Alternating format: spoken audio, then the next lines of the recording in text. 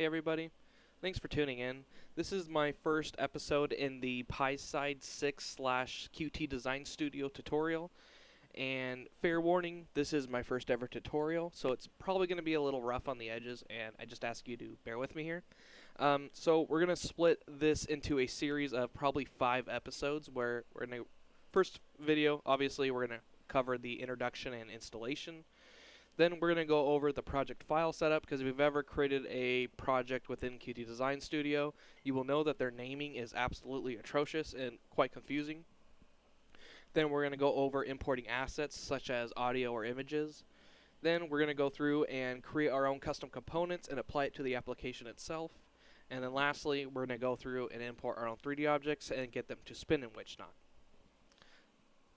So to give you better insight on the Qt framework itself, I think it would be a little easier to just go through like a timeline history lesson video real quick, and like just with where the company started, what they had, and the progression they made.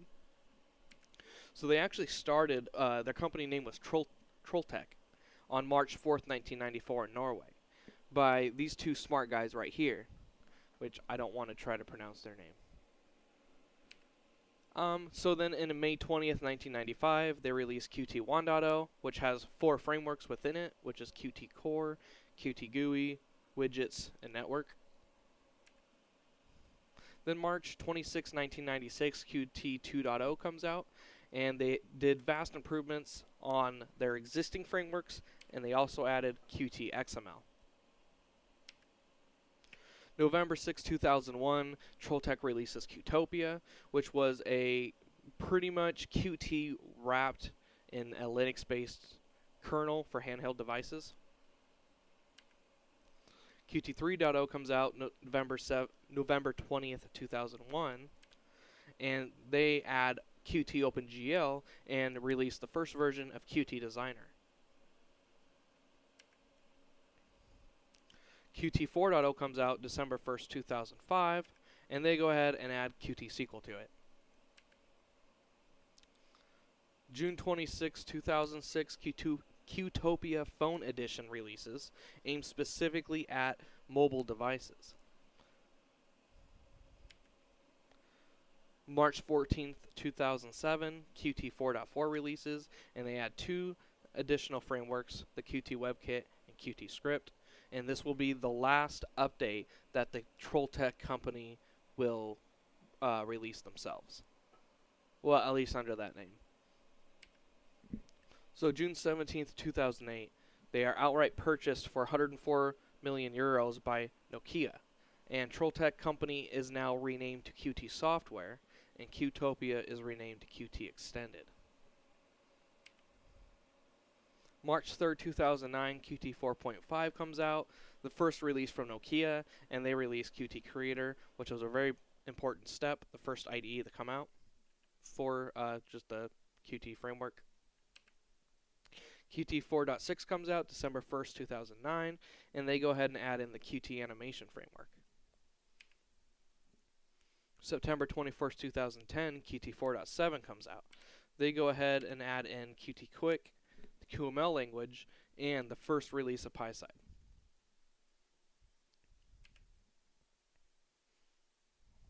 After this, Digia goes ahead and buys it from Nokia. The financial amount was not disclosed, but one thing I was able to find is supposedly they took on 120 something, 125 employees from Nokia to ensure the continuation of Qt itself. So I don't know, if you're able to take on 125 employees, you probably paid quite a bit for the program itself. At least that's how I put it. December 19, 2012, Qt 5.0 comes out with Qt Quick 2. So January 1st, 2014, Digia decides to rename it to the Qt company and create it as its own entity. So it's no longer under Digia, it is its own thing. 2015, Pyside6 announced. Then on March 16, 2016, Qt 5.6 is released, which comes with Qt Web Engine. and the first long-term support version. June 15, 2016, Qt 5.7 is released, which comes with Qt 3D, Qt charts, and Qt data visualization.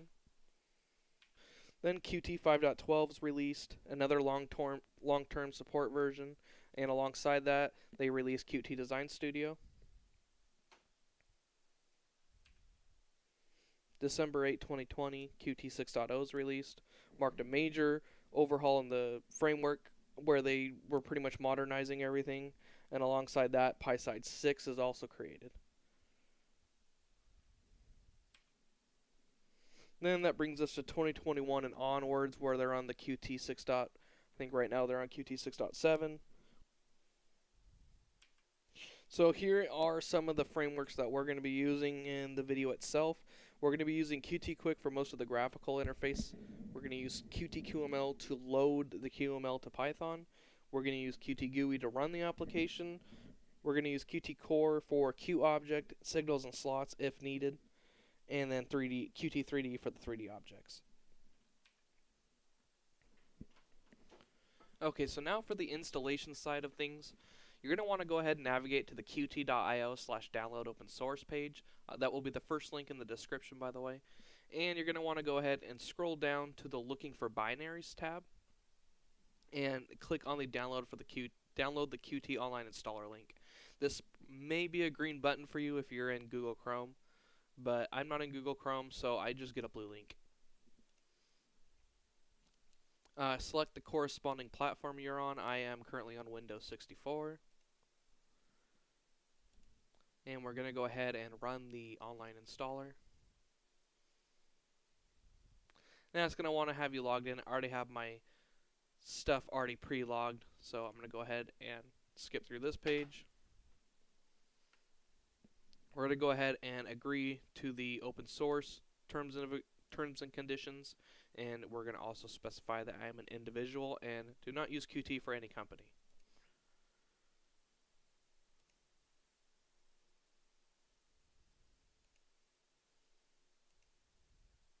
Now, the next page that's important is the installation folder.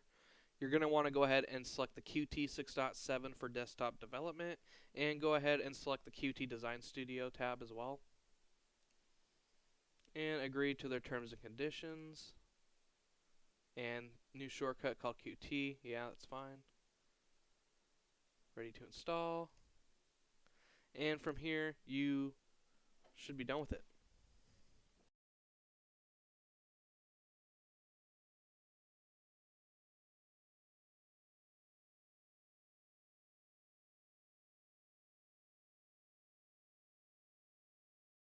And we're just going to go ahead and just get the project created for now. So go ahead and create the project and select the 1920, or I guess your resolution. Just make sure it's the 3D extended one. And we're going to go ahead and just title our project I, or capital I. And this is, you can go ahead and put this wherever you want. I just leave it in documents for now. I am going to end up moving it out, but this is where I'm going to create it. And you can select your style, but these are changeable at any time, so I'm just going to select the first one. And we're going to go ahead and create.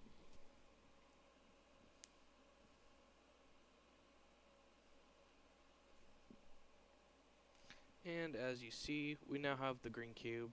And if you're at this point, congratulations, you were done with the first video.